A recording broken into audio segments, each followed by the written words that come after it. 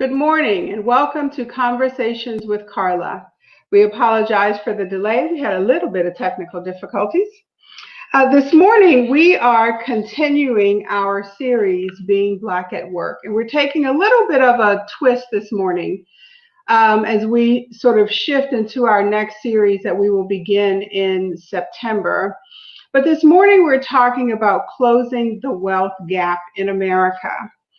And it's just astounding that almost 70% of middle-class Black children are likely to fall out of the middle class as adults. And when you think about that, it just, it makes you wonder, what can we do to help our Black families close this gap? Is it real estate?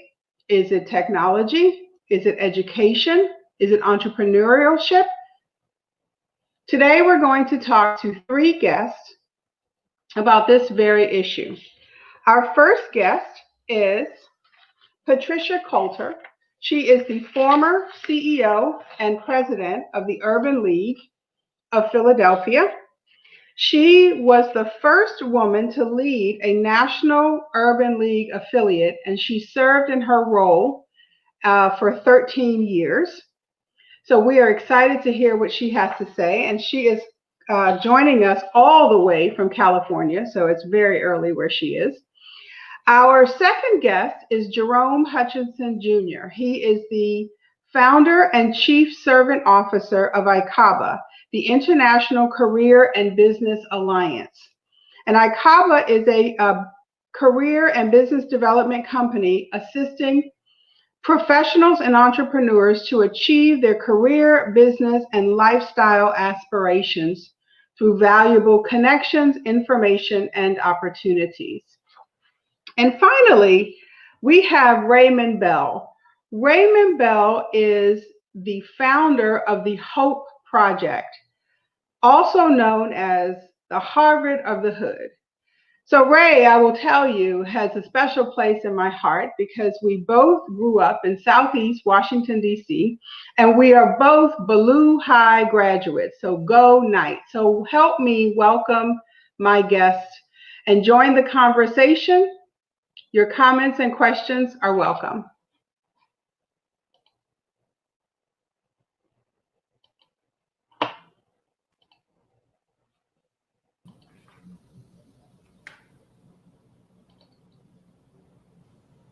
Good morning, everyone.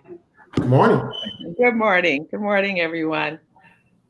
Thank you guys for joining me. I know we had a little bit of technical difficulties, but we are on it now. So I have to start with my homie, Ray Bell. Now, y'all, so I have to go a little bit back to my roots for a second. So y'all know I'm a DC girl. I was born and raised in Washington, D.C. I am a Ballou Knight graduate, and I did not know that Ray graduated from Ballou until we met a gazillion years later. But I am so enthralled by the work that he is doing in Washington, D.C. and in my neighborhood, So let me just tell you a little bit about what he's doing. The Hope Project, which I'm going to let him explain in a second, but these are two alerts that I see when I follow Mr. Bell. Please help me congratulate Rochelle Church from cohort 15 on landing a new IT job at USDA. Rochelle is a member of the Bad Apples. So Ray, you have to tell us what the Bad Apples are. And then secondly, I love it.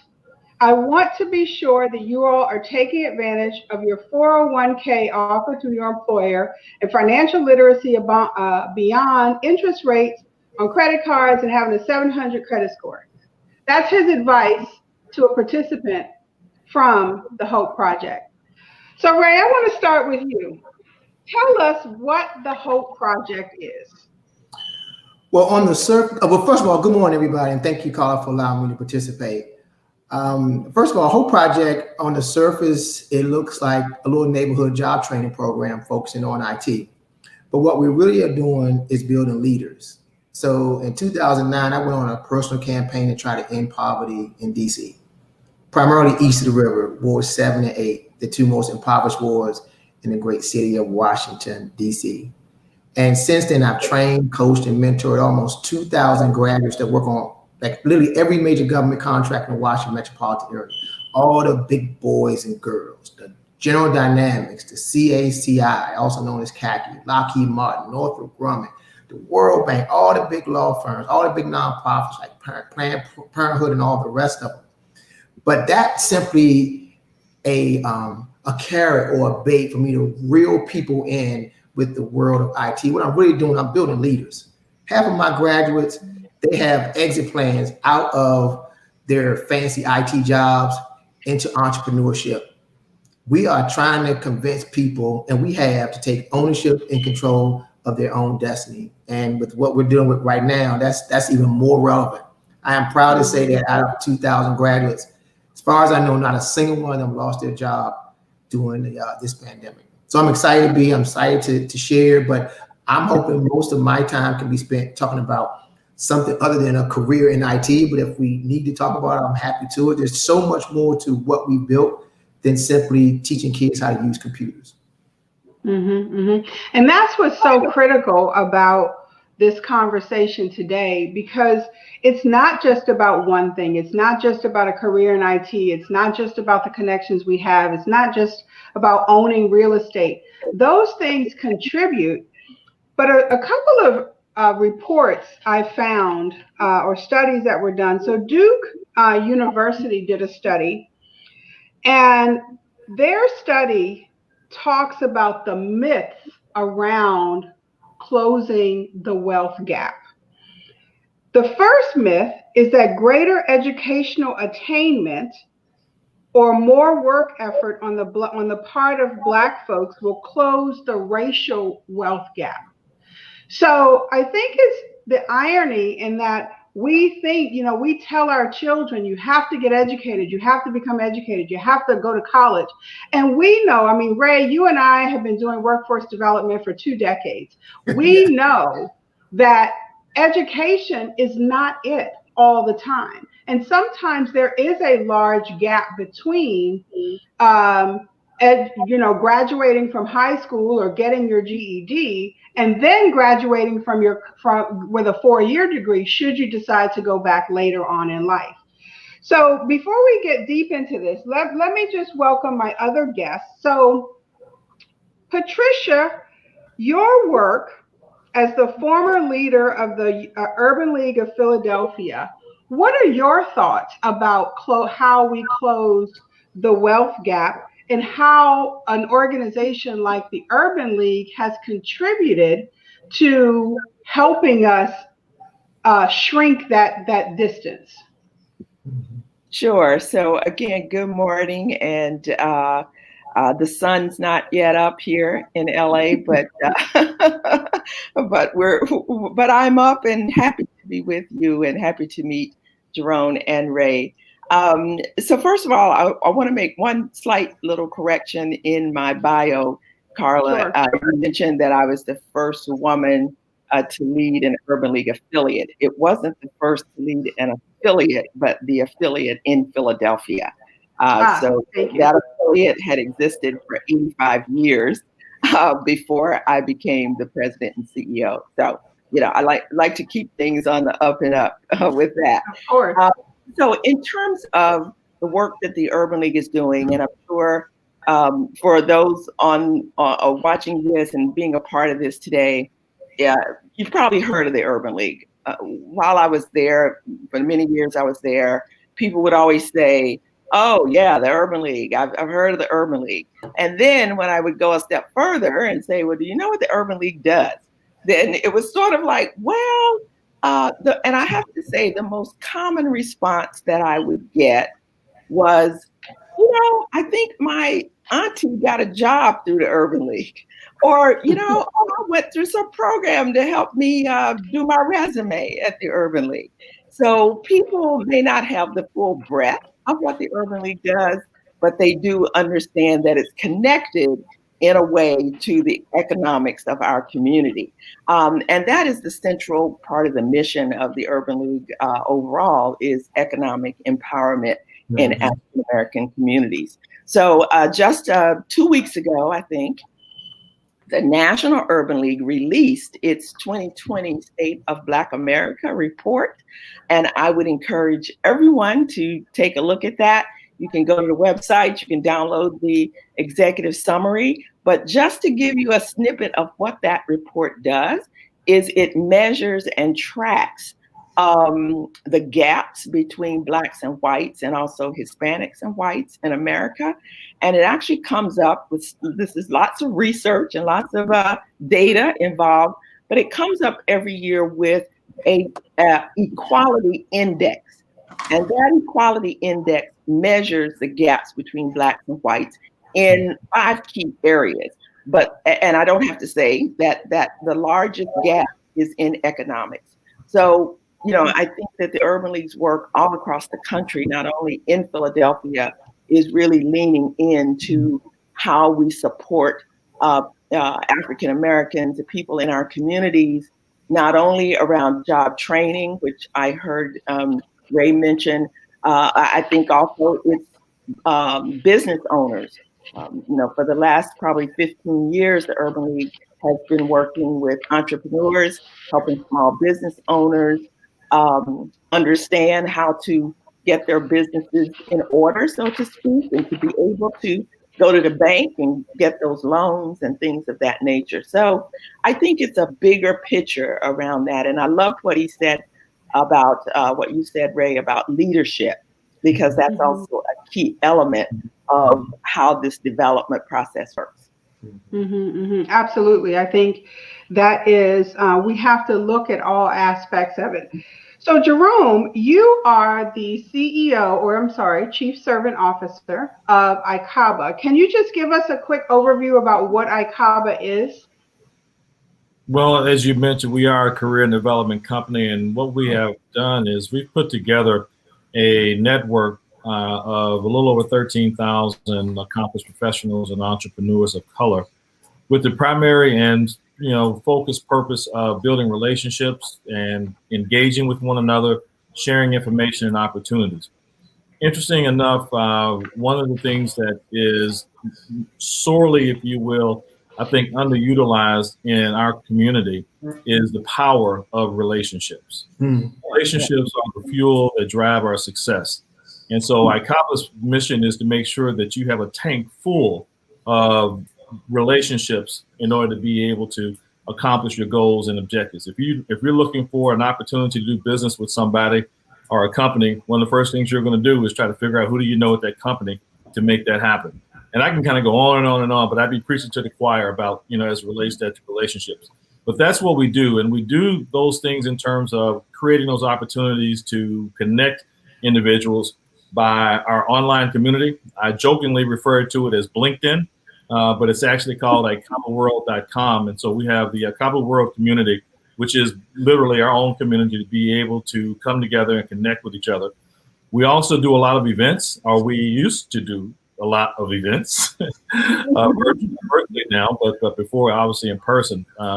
We had done probably a little bit over 170 events over the past 10 years. So that was a big part of our connecting folks.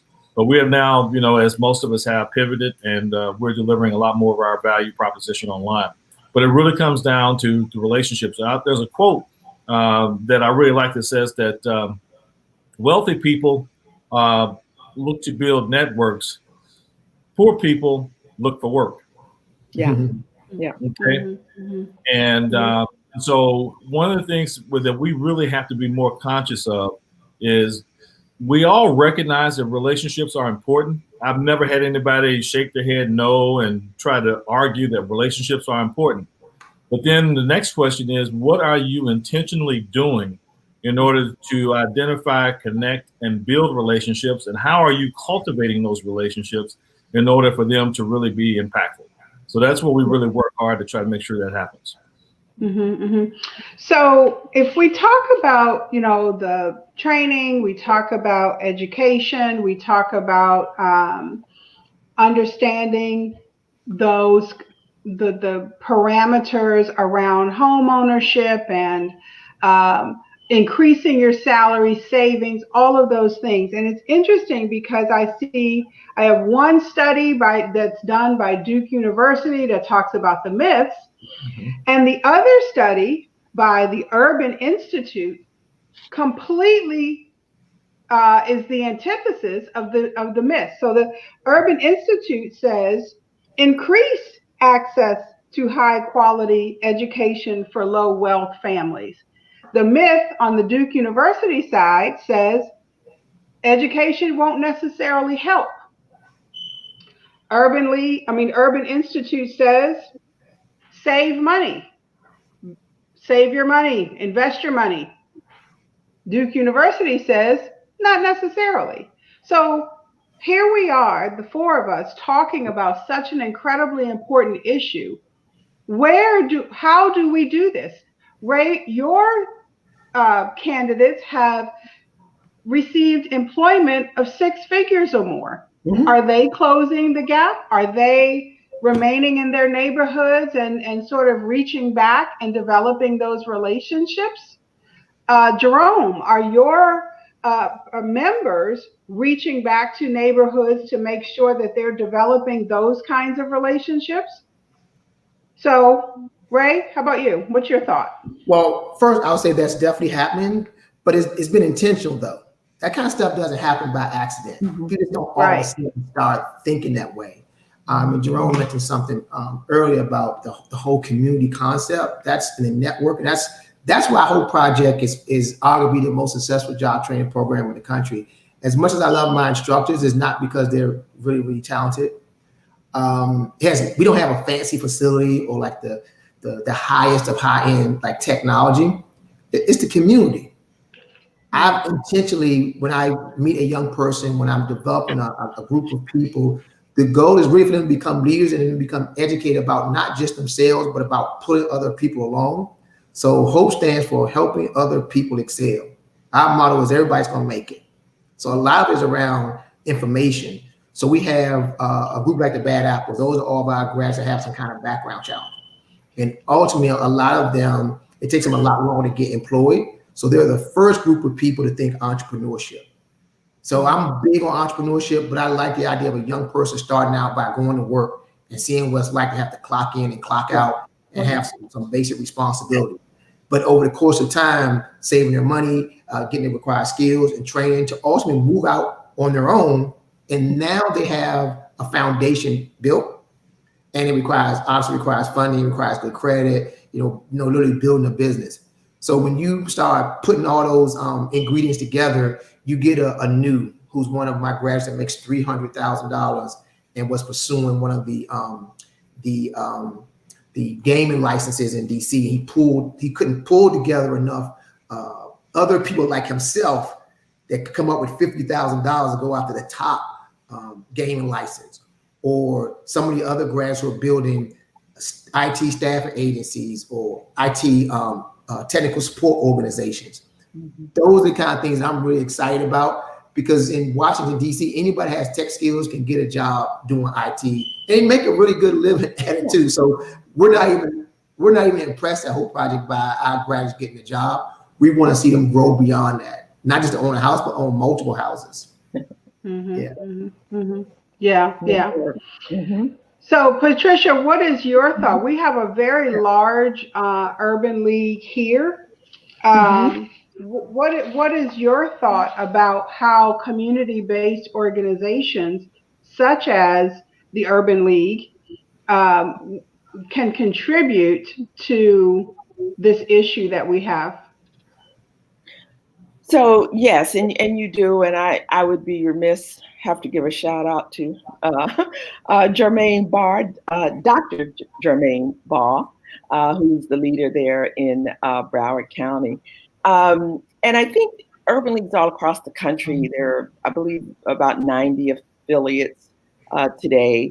And so this issue of economic empowerment is really steeped in all of the work that is being done. And, Ray was just hitting on some things that made me think of other types of community organizations that are out there who are also doing work in this space. And I think what is so important, when Jerome talked about, networks, is that we really almost have to have a single focus around how we want to lift up our community and push people into this space of wealth. And I like to talk about it as wealth building and wealth versus, a lot of people talk about they want to be rich, right? And there is a difference between being rich and having wealth. So, so there are things that have to be done. But I wanted to mention another program that I also worked for before the Urban League many years, a program called Inroads. And Inroads is also a program as well. And I found this interesting recently. A study came out in a survey actually in Consumer Finance magazine, and they were comparing, the wealth gap between African Americans and whites. And the college educated net worth was something like, I think 500,000 to 5 million, and 37% of college white educated graduates were in that category. And the Inroads students who were now alumni and have gone on into fields in corporations and some entrepreneurs, 40% of them have reached this net worth of 500,000 to 5 million. So it's kind of like, the slow process that we don't see every day about what's happening. But I think this is why it's important to have these conversations, to bring people together, because as we work together, we can find some real gems in what's going on. And then how do we help them understand how to reach back, pull into those communities? Because Inroads has a mission of, you get in the door. We used to say, we're going to push the door open. You get in, you do good, right? And then you're going to bring someone else along with you. So I think we just need to continue in that process. And these myths, we have to sometimes take them with a grain of salt, I think. Yes, of course. I think you're absolutely right. So I want to just tell you about the Brookings Institute report. 5 bleak facts on Black opportunity. Half of Black Americans born poor stay poor. Most Black middle-class kids are downwardly mobile. Black wealth barely exists. Most Black families are headed by single parents. And Black students attend worse schools. So I just want to tell you that the school I graduated from is probably now in this time one of the worst, or was, I don't know where it is, what the standing is today, Ray, perhaps you do, but in one of the worst neighborhoods in Washington, D.C.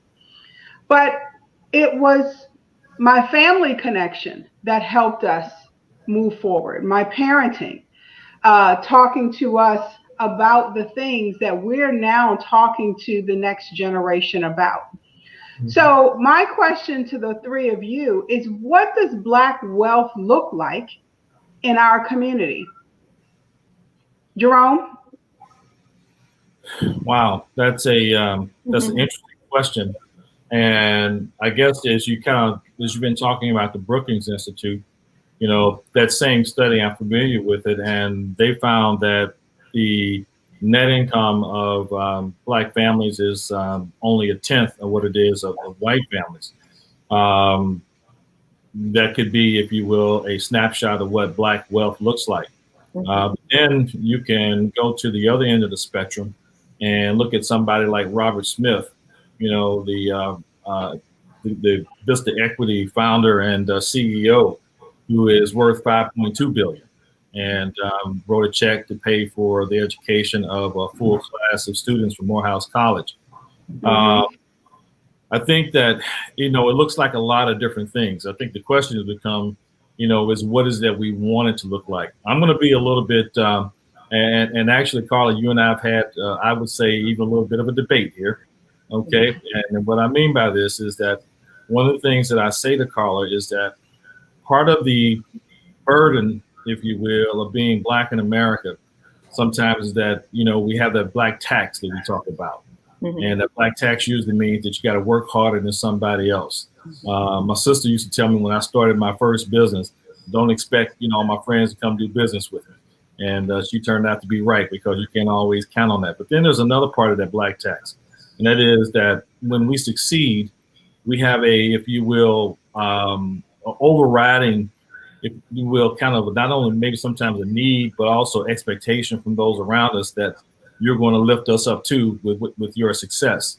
And that becomes, if you will, sometimes the thing that kind of weighs people down.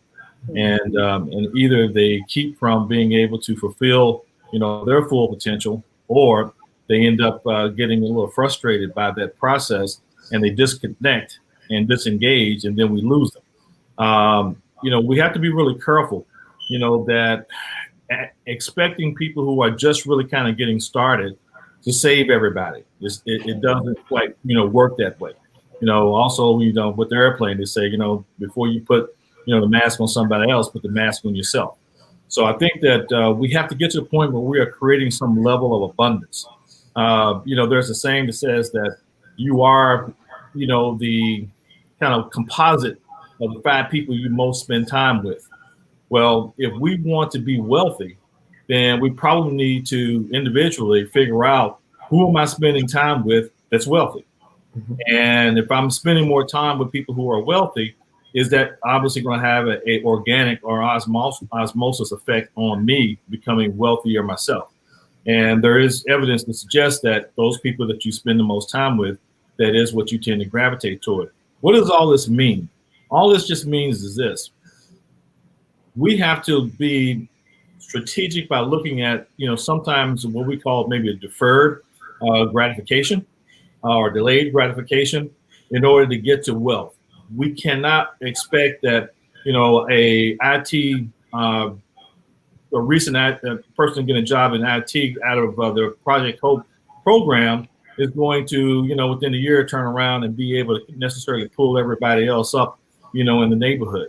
They've got to get to a point where they're secure. They've got to get to a point where they have an abundance, because it's with that abundance that you can use. I mean, Robert Smith wouldn't have been able to write that check probably 10 years ago, but he has an abundance now, and he can write that check, and that check is not going to make any difference as to whether he eats the next day or not. So we have to encourage folks to get there. I think the networks that we talked about are critically important. Dr. Dennis Kimbrough wrote a book about the wealth choice. And in the wealth choice, he interviewed over 100 Black millionaires. And it was really about, it's kind of like that, the millionaire next door. Okay, who are they? What are their habits? What do they do? What are their philosophies? How do they think about things? I think we as people of color, we have to become more intentional about talking about financial literacy, and then advanced financial literacy is just going to keep you from being able, will help you to be able to manage your checkbook and maybe be able to fill out a loan application one day. Okay. But we've got to get to advanced, if you will. And I was watching a show just the other day on YouTube, and there's a young brother who is called the Wall Street Trapper, Trapper. And this guy is making, significant income and building wealth through Wall Street. And if you saw the guy walking down the street, he'd probably get arrested, because he had on baggy jeans, T-shirt, did not look like anybody that you would associate with Wall Street.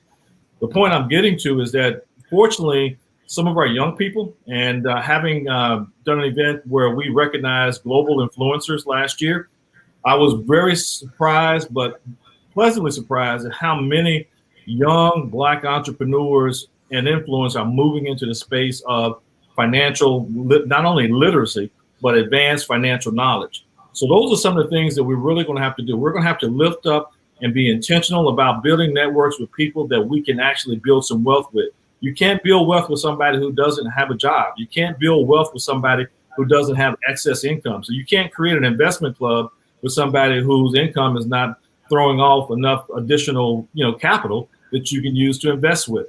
You have to be, focused on understanding that wealth is the way that we make decisions and we're able to move things. When the wealthy get together and they decide they want to embrace something, they don't call people who don't have any money. They call their friends, they call their colleagues, and say, listen, I've got $5 million. I want to see entrepreneurship become an ecosystem in Miami that will rival what you have going on in Silicon Valley. This is a very real thing that I'm talking about. This isn't, I'm not throwing this up as an example. The Knight Foundation in Miami about 10 years ago decided that they wanted to make, South Florida to be the Southeast region's version of Silicon Valley. And they invested significant millions of dollars into creating startup co-working space.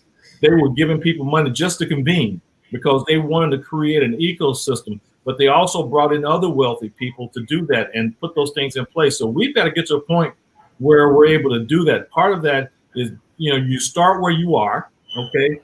So, we don't have everything that we need, but we start where we are and we become intentional about our goals and objectives. We get together with like-minded, similarly positioned people.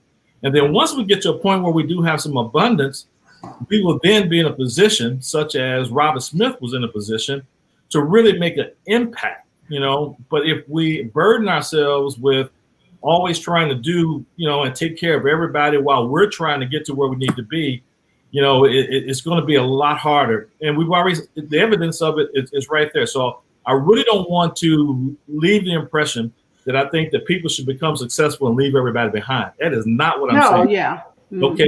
What I'm just saying is that we have to be intentional and understand that people have to get to a point where they really have enough that they can use that to begin to grow their wealth. And then once they get some wealth, we want to make sure there's a consciousness amongst those folks that they want to then reach back and be able to do something of impact for those people in our community. Perfect. Thank you so much. So we are coming to the end of our time, and this has just been an interesting dialogue. I always like to ask my guests to leave us with some piece of themselves, advice, comments. So I'd like to ask both of you, Ray, we heard from Jerome. If I could get one thing you'd like to leave us with. Ray, why don't you start?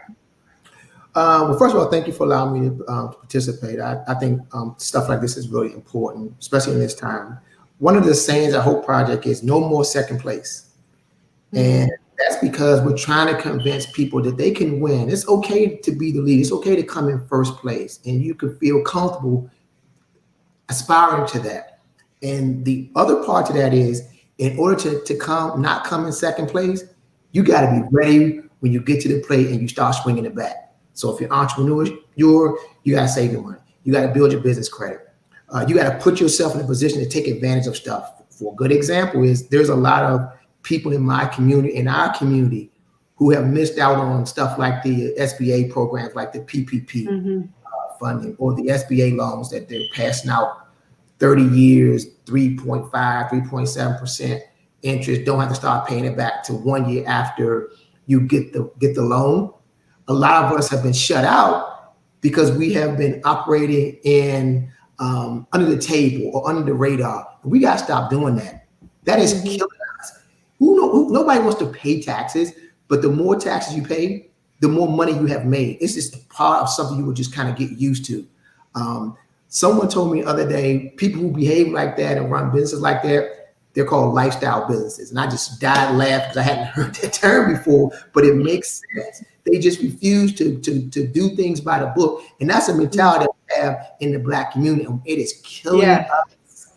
I've gone to Chase Bank, applied for a business line of credit. People gave me $250,000, like just like that, because no more second place. I've set myself up to go in there, fill out an application, and get what I want, or being able to take advantage of the PPP opportunities or the SBA opportunities. So I'm very comfortable sharing my success and stuff that I've done, because there was nobody ever around like me that was willing to do that. So I said, I'm going to become that person, because a lot of our folks just don't know. And once they know, they just take off and they run with it. So thank you for allowing me to participate. Absolutely. So no more second place. Or second place. Absolutely. Patricia, how about you? So I'm very happy to have met Jerome and Raymond, and to hear what you all are saying, and working with Carla has been a real treat. I think what I want to say is the history of race in America has created an advantage for white people. And that advantage still persists to this day. So we need both, policies, and we need programs in order to have more equity in how African American communities can persist and can really move into wealth building.